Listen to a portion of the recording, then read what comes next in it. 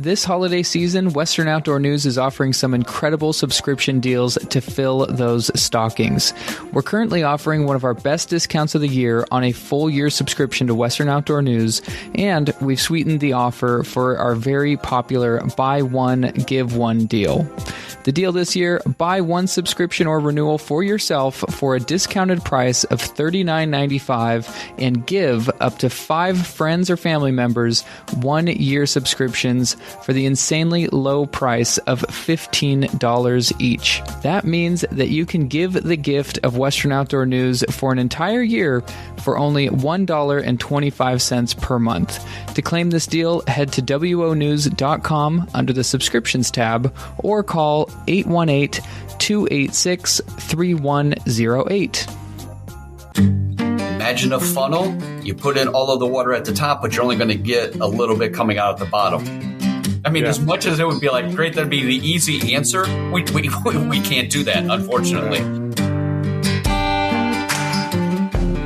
Welcome back to the Western Outdoor News Podcast. Before we get to our main topic today, let's run through some of the headlines this week brought to you by Abu Garcia, Fish to Win. Well, they aren't quite gone yet. Offshore trips are still scoring bluefin tuna, and one of the boats still pulling in bluefin is the Toronado out of Pier Point Landing, running 1 3/4 day trips. This past weekend's trip saw the Toronado boat 26 bluefin, and they were only carrying 15 anglers. So just shows you the bluefin are still out there. What are you waiting for? Same goes for Southern California's calico bass population, with Captain Bill Schaefer's recent piece on calicos heading for deeper water. It's not time to give up on calico bass just yet. You might have to look towards deeper structure as the water temperatures drop. Looking over to freshwater, Big Bear Lake trout reports are coming back, and they're coming back outstanding. Even with the launch ramps and marinas closed, the shore fishing has been going strong. Speaking of the winter transition time, our Northern California listeners are preparing for the transition from salmon to steelhead. Check out Kenny Priest's Page 1 story on North Coast rivers in the December 10th issue of Western Outdoor News. It's available now at your local tackle shop or delivered straight to your mailbox. And as you heard at the top of the show, we are offering one of our best deals of the year. You buy one subscription for $34.95 and you give up to 5 gift subscriptions to your friend or family members for only $15 for the year. This is your opportunity to give your buddy that steals your copy. You can tell him, hey, go get your own. To claim the deal, head over to wonews.com under the subscriptions tab or tap the link in the show description right on your device. On to our main topic today. Why are there so many ships off California's coast? If you've been out on the water lately or seen the horizon off the Pacific coast, you might have noticed that the West Coast has a lot of large ships right there on the horizon. Well, a lot of people claim to know the reason why these ships are all out there, but Western Outdoor News reached out to the guy with all the answers, Dr. Donald Maier, who served as the Dean of the California Maritime Academy's School of Marine Transportation, Logistics, and Management. We asked questions like, why are there so many ships off our coast? And when will the supply chain be back to normal? And to say that he is qualified to answer these questions is a little bit of an understatement. Penske Logistics, Office Depot, and then in my last role, I worked for Monsanto, where I was the International Logistics Manager for the Consumer Goods Division. So I had logistics responsibility for Canada, U.S., Mexico, Central America, Indian region, and operational responsibility for the production facility in Australia. So the containers that move back and forth through those countries, that essentially is what my role was. So we started the conversation with Don by asking a simple question. Why are there so many ships off the California coast right now? The biggest reason goes all the way back to April of last year, believe it or not. And I know that's hard to imagine, but if you think about what happened in April of last year, basically the entire nation and the world shut down their economies. Right. And then soon as everybody went home, what did we all start doing? Everybody took their disposable income and then they started buying. And especially here in the United States, the consumer has a lot of buying power. So we sat at home, we started buying. And I saw that even with my family, that rather than going to the store and buying everything we need, they would order from Amazon, and we would have a delivery from Amazon almost every other day, right? So you have the closure, you have the inventory levels drop, and then companies have to hurry up and try to replenish all of their shelves. But at the same time, they're also dealing with a significant increase in consumer demand. So you have those two factors that are impacting us. By the time that we're even starting to get to the point of starting to stabilize our inventory levels, then we ran into the Christmas holiday shopping season of last year. So that basically starts in October, or really the shipping season starts in beginning part of September. People start looking to buy in October, or at least the stores are putting inventory into their shelves. We ran into Christmas. Come January of this year, we run into the Chinese New Year. So that basically shuts down Asia, which is a lot of where all of our goods come from. From that point, we actually started to see an increase in our inventory levels and a reduction in the number of ships that were at port, especially in LA Long Beach back in March. But then all of a sudden, we started to see COVID rear its head again, especially in Asia. So some of the large ports of Tianjin, Ningbo, and Shanghai literally had to shut down for 2 weeks from, I believe it was April through July of this year. So each one of them had to shut down for those 2-week periods. So when they shut down, that gives LA Long Beach a chance to catch up. But it's just like a valve. As soon as you open that valve, that water is flushing. So when they open back up their ports, all of those ships that were waiting to come to the U.S., they took off right away. And then they had more coming in. So that's really what we ran into then throughout the summer season, going into August. In order to prepare for the Christmas shopping season this year, and what companies learned from last year, the Christmas shipping season started in early August this year, right? So now all of those goods are coming into the U.S. So we're running into that issue. So it's almost like a domino effect. So if you think about basically a logistics or supply chain is a full system. Imagine a funnel. You put in all of the water at the top, but you're only going to get a little bit coming out at the bottom. So even though LA Long Beach is backed up with a lot of container ships, you have the trains that also are trying to get out of the ports. You have all of the draymen or the truck drivers pulling the containers out of the terminals that are either going to a local distribution center or warehouse, or it has to go over to the train for those trains then to be shipped to Chicago, or even further east. And even in Chicago, back in July, the Union Pacific Railroad actually shut down all inbound trains from LA Long Beach going into Chicago because the terminal operation in Chicago, the container terminal, actually in Joliet, my hometown, was so backed up with the number of containers, they couldn't take any more. So their facility literally shut down, no inbound trains until they were able to catch up. And then they, started to move trains back in. So in simplest terms, why are there so many ships off LA Long Beach? Very difficult to say that it's a simple thing, but it literally is. A lot of it is driven by consumer demand, which was then impacted by a number of other unforeseen variables, such as weather, such as COVID, we had a tsunami even this year that hit Asia. Texas got hit with the snowstorm last year. All of those different factors, that's really what starts to hit supply chain. So fingers crossed that, winter doesn't hit back in the Midwest or on the East Coast, which will then even start to back things up even more. I know it's probably impossible to say, but if you could give a rough estimate for when things might return close to normal again. Presuming that everything continues to move the way it's going right now, my guess or best forecast would be about this time next year, if not early January of 23. And the reason why I say that is, again, we're going into the Christmas season right now, and then we're going to go into the Chinese New Year again.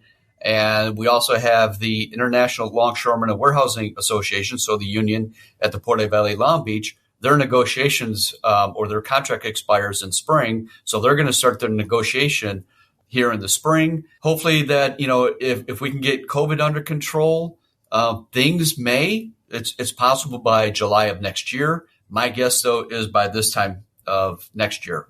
It's primarily container ships that are causing this, correct? Well, yes and no. So while we as consumers and what we hear in the news, everybody is relating it to container ships, essentially that's not exactly the case. So it's all ships all types of ships are backed up at LA Long Beach. So it's very similar to an interstate traffic system or at an airport where you have all the different aircraft are coming in, but they can only allow so many aircraft coming in at any one time. Plus, with the different types of vessels, they don't all use the same terminals, right? So a container ship is going to need a particular terminal to where it ties off and can be unloaded and reloaded with the large gantry cranes that we see, right? Mm-hmm. But if I'm operating a tanker vessel of oil, petroleum, for example, or dry bulk such as cement or sulfur, I don't need the gantry cranes. I need a different type of system. So I'm going to I'll sail my ship into a different terminal, right? But for the most part, we don't see that. And a majority of the ships out that are anchored or out off the coast, it's a variety of different ships. So they're not all container ships, but for what we see here in the media, most of it are, we always think about it's all container ships, but it's not. But in looking at, marine traffic, I just took a look, and just based on my quick estimation, it looked like there was almost 18 container vessels that are tied up in the port of Los Angeles, which is a lot. And it looked also like every container terminal in LA as well as in Long Beach had a vessel in port being either unloaded or loaded at this time. What's the typical wait time for a ship that's coming into the port? And then what kind of wait times are we seeing from the moment a ship kind of pulls up to the California coast? Mm-hmm. How long of a wait are they being put on? In a given point in time, they may have to sit off the coast for maybe a day or two. That's it. Typically, it's, there's such a good fluid operation that they're going to come in. They will have an open terminal so they can start the unloading process and they get reloaded, get out, and then they have the next ship coming in right behind it. Right now, we're looking at vessels that are tied up or anchored offshore, anywhere between 7 to 10 days. That's a considerable factor. So again, you add in 7 to 10 days of a container that's supposed to be offloaded. Me as it's called a beneficial cargo owner. So I'm the owner, I'm the manufacturer or distributor in Chicago. So I could be Columbia Sporting Goods, looking to ship out all of the hunting jackets for the season, some of the gloves and such, right? Those containers are now sitting off the coast. I expect that container to be hitting my door within 30 days, right? But I'm already going to be 10 days behind on just getting it into port.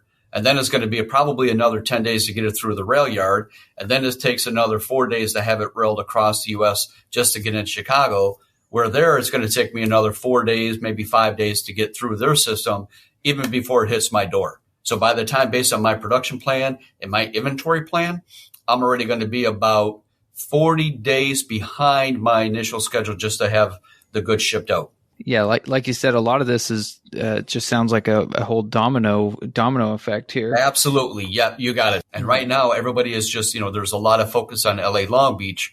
But again, it's so many different factors are hitting that bottleneck right now. Don, I know we're talking a lot about LA Long Beach, and for good reason. But how is this affecting other harbors along the West Coast from Washington down to Mexico? Are they able to take on more, or are they experiencing backups of their own? Yeah, I mean, there has been, it kind of fluctuates with both Oakland and Seattle. Those are the other two large container terminals on the West Coast. And that's the other piece, Mike. So I'm glad you asked that. A lot of it, again, it goes back to the type of port that it is or the equipment that's available, right? So Oakland has some of the large container gantry cranes, right, to unload the container ships. But if you have, the port of Hueneme or the port of Stockton, they don't have the same kind of capacity. They don't have the same kind of terminals. Plus, you also have to have a large enough terminal to take the large container ships that are coming in, right? So not every ship, based on every size, can fit in every terminal. Okay, so that's been part of the challenges. The type of the ships that come into LA Long Beach may not fit at some of the other ports. Many times they'll have to be a little bit smaller to get into Oakland, and certainly a little bit smaller to get into Seattle. Some of the ports, I mean, like Port Everett, which is just north of Seattle, they have a better access to open water. They have bigger terminals, believe it or not, than Seattle, so they could take some of that bleed off, right? So there's availability. The other challenge is because of contracts between each port as well as the shipping lines, that they're basically tied to a contract that says, no, your ships will come into LA Long Beach before they can be transferred to somebody else. So it's not like, oh yeah, I'm just going to divert my ship and go into a different port, right? Seriously, as much as it would be like, great, that'd be the easy answer. We can't do that, unfortunately. Yeah. A lot of the large retailers were smart enough, I guess, and they were probably starting to realize a lot of these issues October of last year, trying to prepare for this year. So they started to charter their own vessels, which basically means that they're renting or leasing a ship just for their own personal or for their company's use, right? So you got Walmart, Home Depot, Costco. I believe Lowe's was doing it, and there's one other large retailer that, like I said, they're chartering and they're renting their own ships. Now, they may have to go into the same ports, but they may already have an agreement with a terminal that says, hey, when my ship comes in, I can bypass all of the other traffic out that it's anchored offshore, and I can easily sail into that terminal because I've already signed a rental agreement to reserve space at a particular terminal, if that makes sense. Gotcha. Right? No, that makes perfect sense. Yeah. I'm glad you mentioned that. I have a buddy who works in corporate office at Costco, and he would mention the how they were chartering their own boats. And that was the first thing that came to mind is how does just chartering your own ship solve anything if you have all these problems, all these backups at the dock and, outside of the dock. But what you just said, definitely clears that up. Right. And using Costco as the example, the size of the vessels that they're chartering are about an 8,000 TEU. So what a TEU is, a 20-foot equivalent unit. So that's like the measurement that we use in the shipping industry to say how many containers we can put on any one vessel, right? Mm-hmm. Most of the containers that we see on ships as well as on the roads are actually 40-foot containers, right? So you basically have 2 20s equals 140, okay? So simple math type stuff. So the Costco ships, I believe, are averaging about 8,000 TEUs. The regular container ships that'll come into LA Long Beach will run upwards of about 14,000 TEU. So they're a much bigger ship. So Costco is smart enough. They're like, I just need a small enough vessel that can help take off some of my additional capacity. So I don't have to worry about some of the large ports and terminals in LA Long Beach. They now have the ability where they could go into a smaller port like a Port Everett or even into Seattle. Obviously, they have to go into a port where they're going to want to have a distribution center or warehouse close to the port. They got to make sure that there's enough capacity in terms of the draymen and the trucks or the chassis to take those containers and move them somewhere. In many cases, my guess, using Costco as an example, when the containers are hitting the terminal shoreside and it gets put on a train, some of those containers may still be railed or trucked back down to LA Long Beach area, because that's probably where some of their large importing distribution centers are located. So they have to go down there to then be redistributed throughout the United States. Gotcha. Mm-hmm. Okay. So it's a lot of moving parts all at the same time. It's almost like what's the game with the shells, and everybody keeps moving it. Yeah, exactly. So what kind of, what action has the Port of LA or the Port of Long Beach, what have they taken to try to ease this backup of ships? I know there's been some talk of expanding operating hours to be 24 hours. Do you know of any specific things that LA and Long Beach are doing to try to get ships through faster? Okay. So while we always talk about LA Long Beach as, one large entity, they are 2 separate ports, so they will operate a little bit differently. In LA, they've talked about, like you just mentioned, the 24-hour operations. While we just got to be careful when you start looking at some of the details. The Port of LA, they will operate their gantry cranes, I believe, at least on a 12-hour basis. But what they're doing is they're going to keep their gates open for the 24 hours. So if I'm a truck driver, that means I have access now to the containers on a 24-hour basis, right? So I can get in and out a little bit quicker or more often. I think that's a great opportunity because as a truck driver, I'm only earning money when my wheels are turning, basically, right? And I have less traffic, obviously, at 1 o'clock in the morning versus at 7 a.m. right? So I can make more turns, which obviously will increase the amount of revenue that I can earn. So that will give the port essentially a little bit more space in the evening, so to get more containers out, which now means they now have space to offload inbound containers coming in, or they have more space to bring all of the empty containers back into the port to then be reloaded on a container to get that container shipped back to Asia. Because remember, we got to get all of the empty containers back to Asia to be reloaded to come back to the U.S. All right, so there's that domino effect. So they've opened up the gates. They have extended their gate times essentially. Long Beach has done the exact same thing as well. I believe both of the metropolitan area around LA and Long Beach have allowed truck drivers to place their chassis and containers in different parking lots or like bleed off areas. Some of the container yards have been allowed to increase the stack height.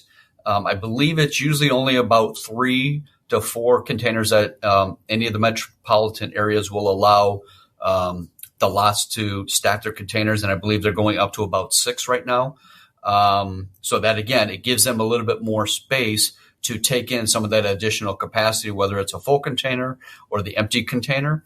The other big piece that most people forget to talk about is that the Long Beach Container Terminal is also an automated terminal. So they essentially can unload and reload a container ship much faster and more efficiently than some of the other terminals, which are operated by physical labor operating the cranes. So big difference in terms of their different operations, if that helps.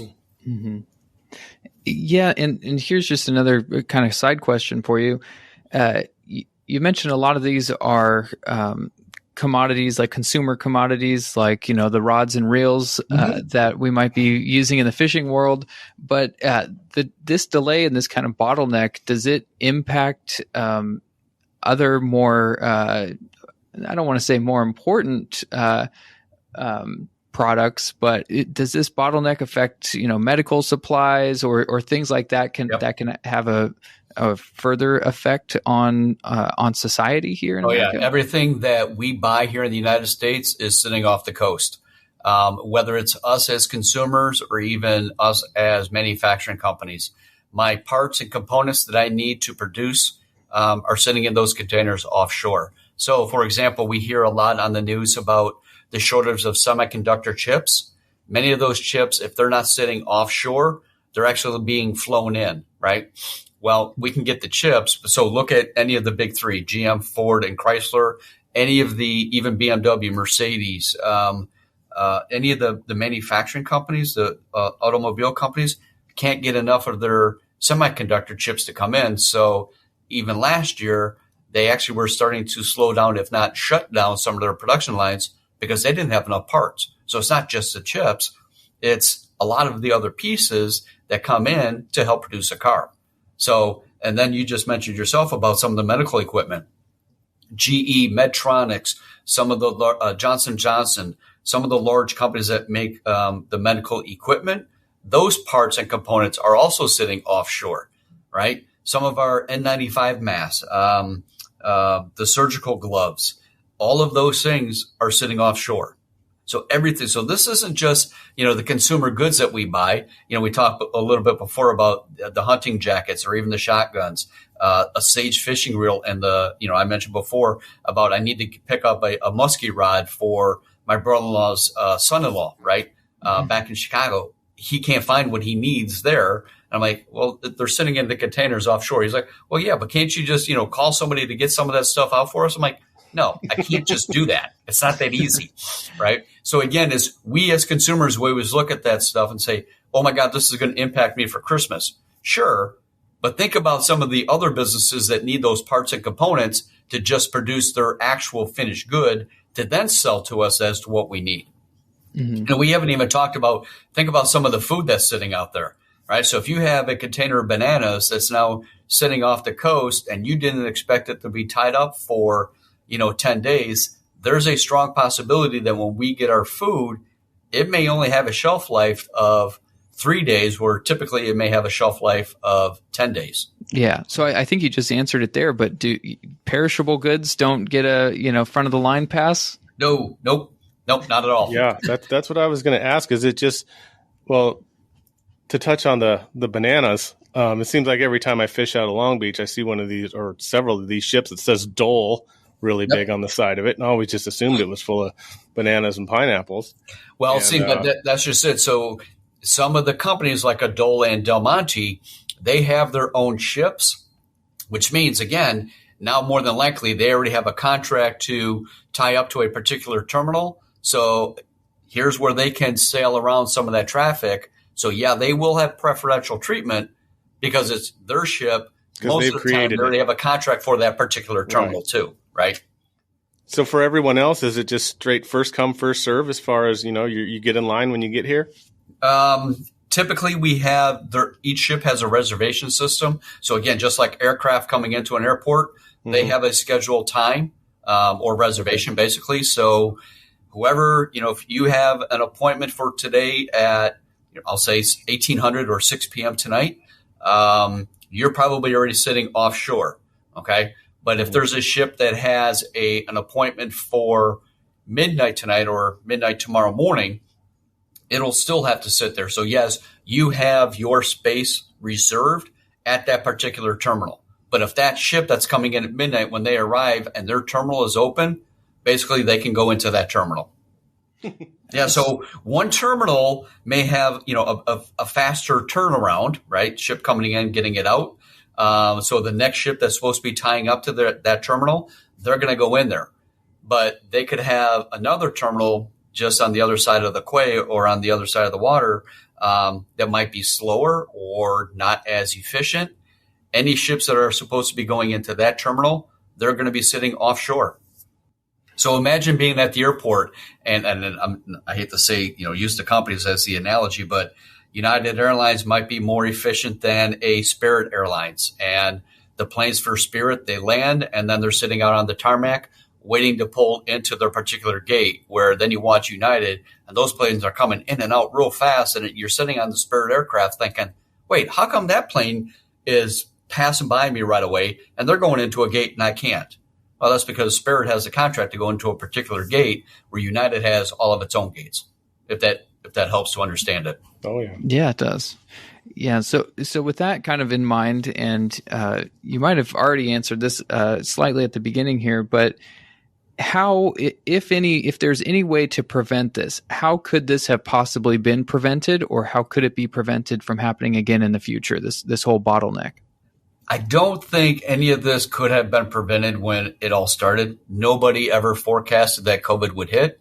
And then when it did hit, I don't think the world really expected what the impact was going to be. I mean, literally everybody shut down. We even had to shut down campus here. So that really changed how educational institutions operated.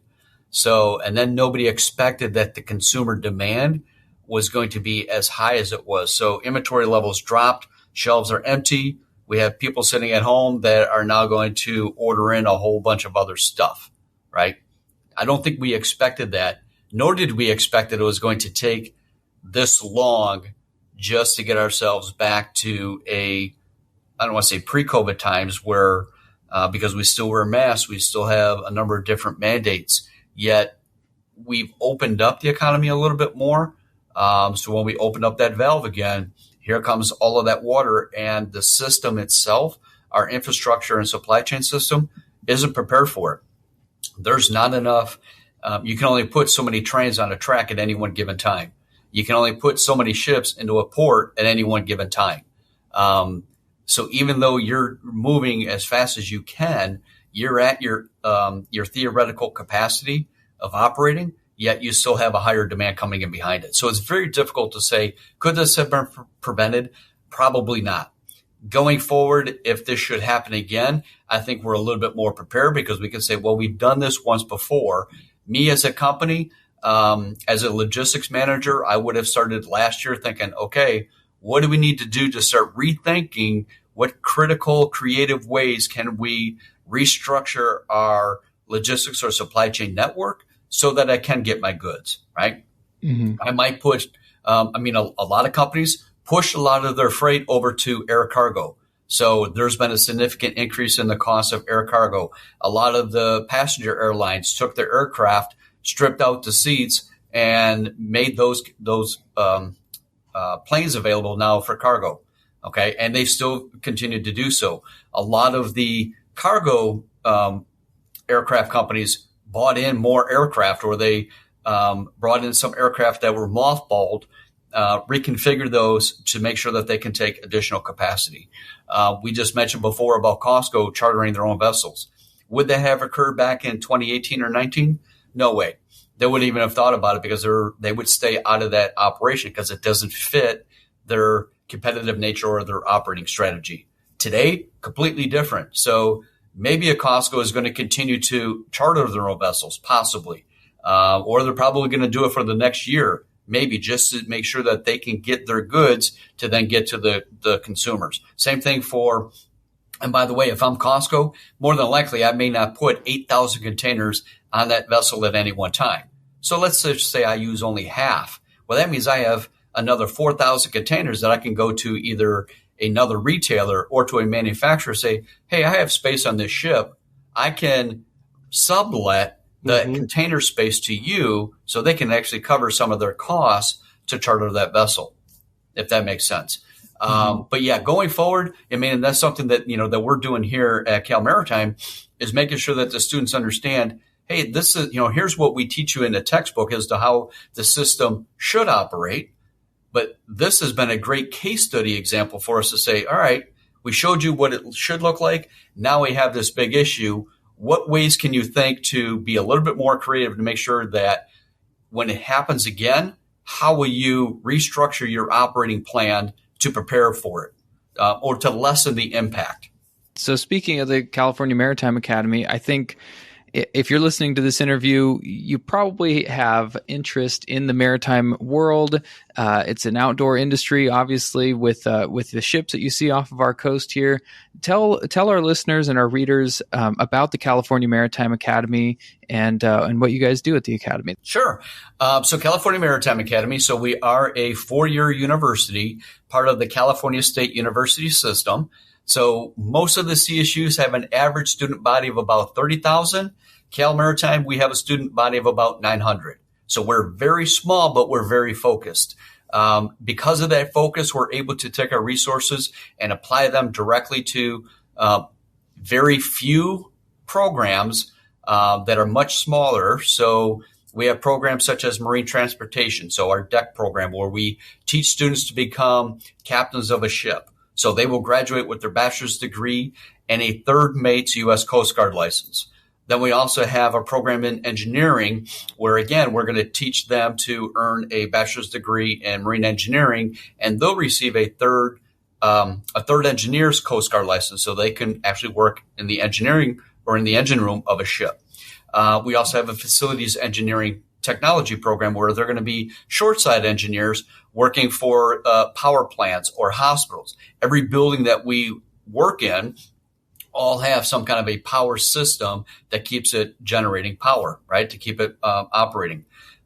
We have our global studies and maritime affairs program. So very similar to a political science degree. So again, most people will think if they know about us, they'll think just ships, but we have a number of other shoreside programs which are very good, very strong, and they give us additional capacity for the academy.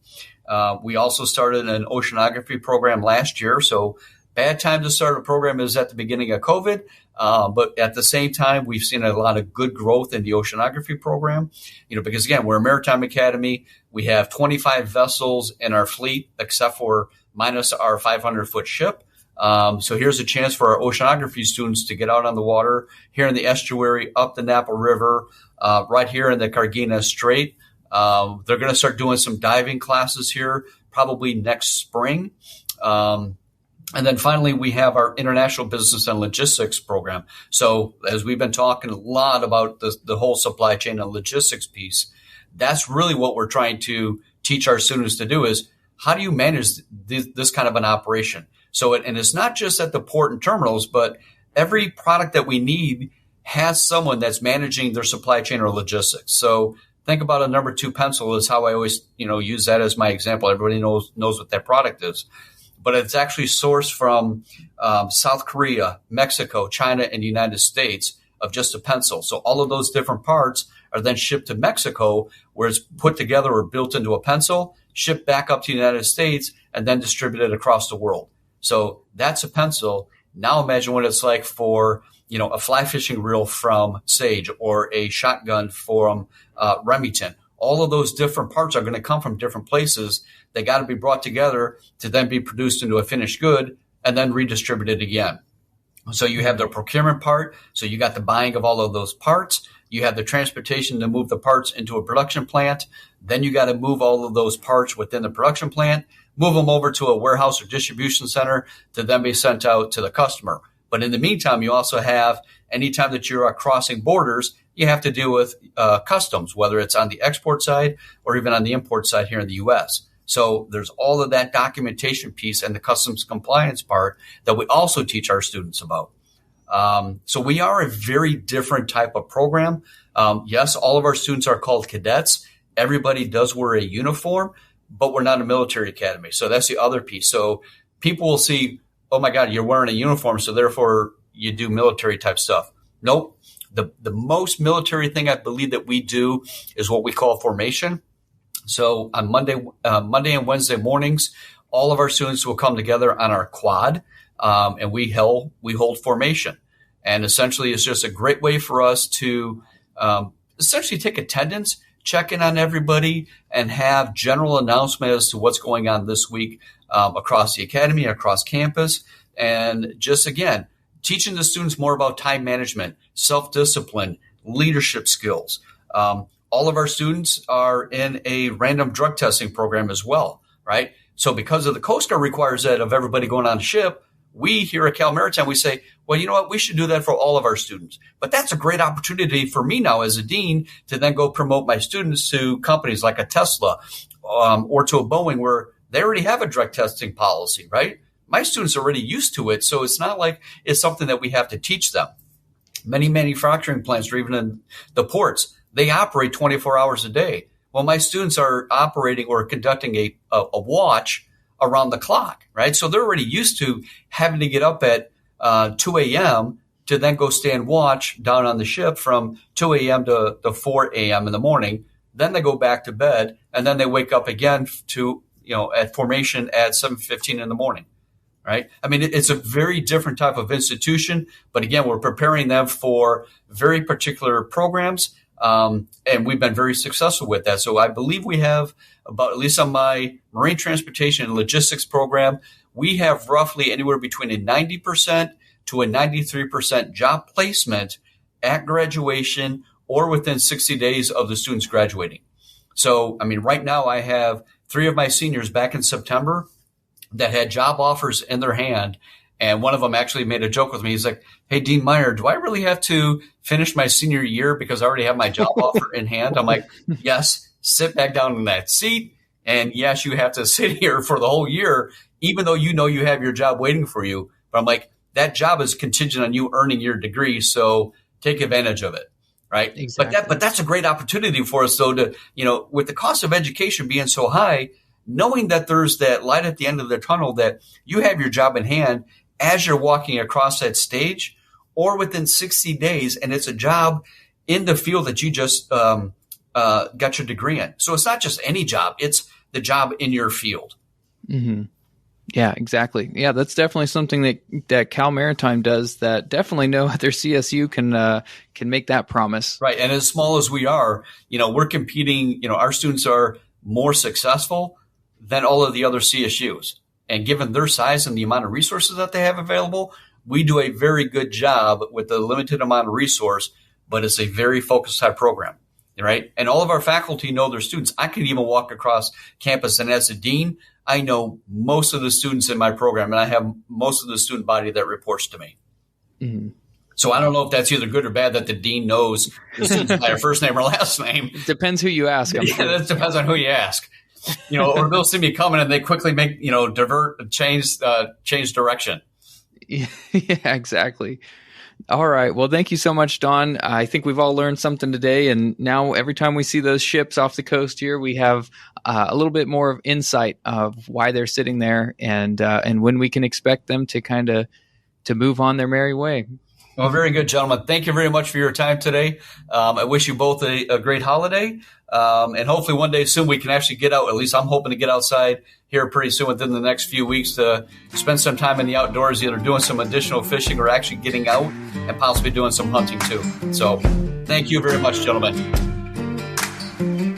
All right, everybody. Thanks for listening to this episode of the Western Outdoor News Podcast. And a reminder, if you guys want any questions answered or you'd like us to do a deep dive on any specific topic, feel free to give us a call on our voicemail line. That's 702-850-4966. Or you can send us an email to podcast@wonews.com. We'll see you next week.